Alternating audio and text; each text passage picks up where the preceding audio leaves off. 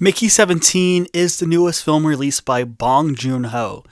If you are a film fanatic and haven't heard of who Bong Joon-ho is, were you living under a rock in 2019? In 2019, a movie came out called Parasite that took the film world by storm. This movie is known to be one of the most culturally important movies ever made, not just of the last decade, ever made. Parasite was so important that it was the first foreign film to ever win Best Picture at the Academy Awards. And now, even though it's only been out for 5 years, several, including myself, just straight up say that we can call it one of the best movies ever made. It gets ranked up there with The Godfather and Casablanca and Citizen Kane as one of the most relevant and important movies ever made in the history of the medium. So, if you're Bong Joon-ho, how on earth do you replicate making what is widely considered to be a masterpiece? You go in a completely different direction. Mickey 17 shares similar DNA with Parasite as far as its culturally relevant themes, but it takes a significantly different direction than the 2019 film. Mickey 17 is more in line with some of Bong Joon-ho's earlier works like Okja or Snowpiercer. It is a large, broad satire on the political landscape that we are currently living in, which is interesting because Bong is a South Korean filmmaker, yet a lot of the issues going on in South Korea do also kind of parallel the United States government. Mickey 17 is an excellent film, but I do feel like this movie is going to be hurt by expectations.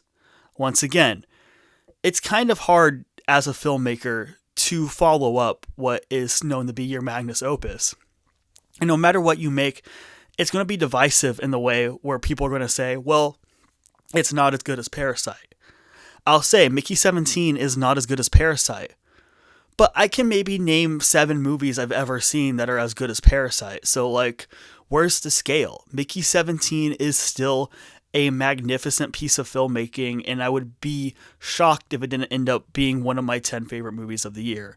The movie stars Robert Pattinson as Mickey, who is known as an expendable.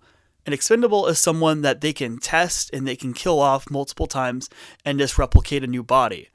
So Mickey is known to be disposable. He is kind of known as human waste. Like, why sacrifice these people when we can just make Mickey go through pain and trauma and then just have him come back? Because that's what he signed up for. And so this movie kind of starts with Mickey feeling down on his luck, to say the least. You know, this movie is very much about him feeling like he doesn't really have much talent in this world, and this is the only thing that he was built for, was just to die for the system, which is definitely a disenfranchisement that a lot of people feel in our current political landscape. Mickey 17 is half of an absolutely perfect movie, and half of a movie I actually still might say is pretty close to perfect, but I still just haven't entirely figured out yet. The setup for this movie is pretty remarkable, honestly. It really gets you to relate and empathize with Mickey as a character. I really felt a lot of compassion and emotion for this character, and even saw myself through kind of his own self-loathing at times. Robert Pattinson gives a career best performance here. If the Academy was cool, he would definitely be nominated this year. Bong Joon-ho definitely has a love and empathy for the human experience, and that's definitely shown in Mickey 17. There's a lot of pathos for the characters he creates. Not just Mickey, but some of the side characters as well, including a woman who becomes kind of his love interest throughout the film, who has a lot more depth than you would realize. Every shot in Mickey 17 is absolutely gorgeous. The almost $120 million budget is shown in every single scene in this movie. Its world building is simple but effective. Its creature design is striking. I absolutely want to own plushes of the little monsters in this movie. The villains, played by Mark Ruffalo and Toni Collette, definitely feel like Trump adjacent. A lot of people will come out of this movie thinking that it is just a complete takedown of the Trump administration. And it totally is. I don't want to say that it's not. And I do really appreciate that about the film. I mean, Mark Ruffalo is probably doing more of a Trump impersonation than Sebastian Stan was in The Apprentice, to be all honest with you. But the film is also just broadly about imperialism, which is something that isn't just exclusively an American issue. I think this movie will be timely and relevant even after the Trump administration is gone, because unfortunately, the idea of imperialism and taking what is ours, in quotations, is going to be something that lasts throughout the rest of human history. I mean, it goes as far as back as when Christopher Columbus discovered America. And so I think there's a lot that Bong is commenting when it comes directly to that with this movie that I did very much appreciate without getting into specific spoilers.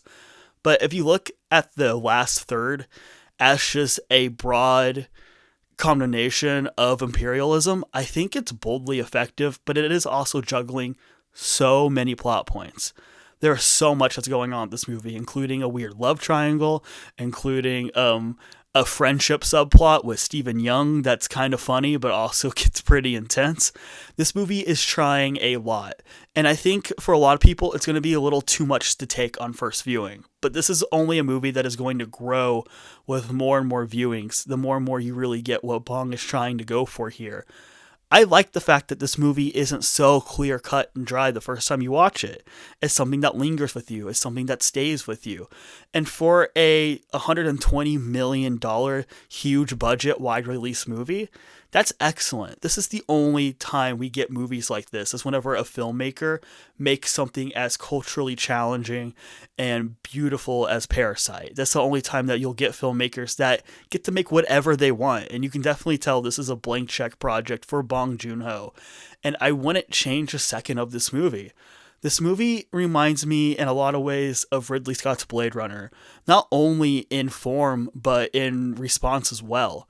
Now, Blade Runner was actually pretty disliked upon release. Mickey 17 is well liked. It just has a little bit more of a divisive reaction because it comes straight from Parasite. But Blade Runner was kind of hated.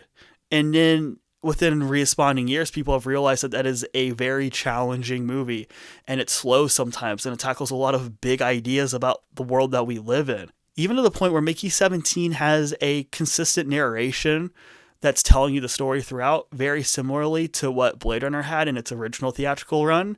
And I'm kind of wondering if we will see a version of Mickey 17 at some point that cuts out that narration, because I would actually like to see how it would flow. Because I do think it would flow okay without the narration. Maybe the narration was a little unnecessary. But I did enjoy it. I thought the narration really added humanity to Mickey. It really made you be able to be a part of his headspace and relate to him on a deeper level, which made the end of this movie, in my opinion, really cathartic and really poignant. I don't know if a lot of other people are having this response, but as someone who has been disenfranchised several times in the workforce and feeling like that I was just an expendable to some bosses I've had in the past, the conclusion that Mickey comes to and the way he's able to find humanity despite working in a system that feels like it was against him was so incredibly poignant and something that was incredibly moving to me. And I'm hoping that I'm not the only one that thinks that, and that other people are also moved by this ending, because it does very much feel like a movie about humanity and a movie about how to not let systems and government and work and capitalism take away your humanity. And in a way, it kind of reminded me of When Winter's Perfect Days in that way. It's a great movie about how to not let the workforce take who you are. So I absolutely loved Mickey 17. It's absolutely worth watching. It's absolutely worth seeing in theaters. We don't get a lot of big, huge blockbusters like this. So I think when we do get one that is quirky and eccentric and so artistically minded, that we need to go out and support it. So please go support Mickey 17 this weekend. Thanks, guys. See you in the next video.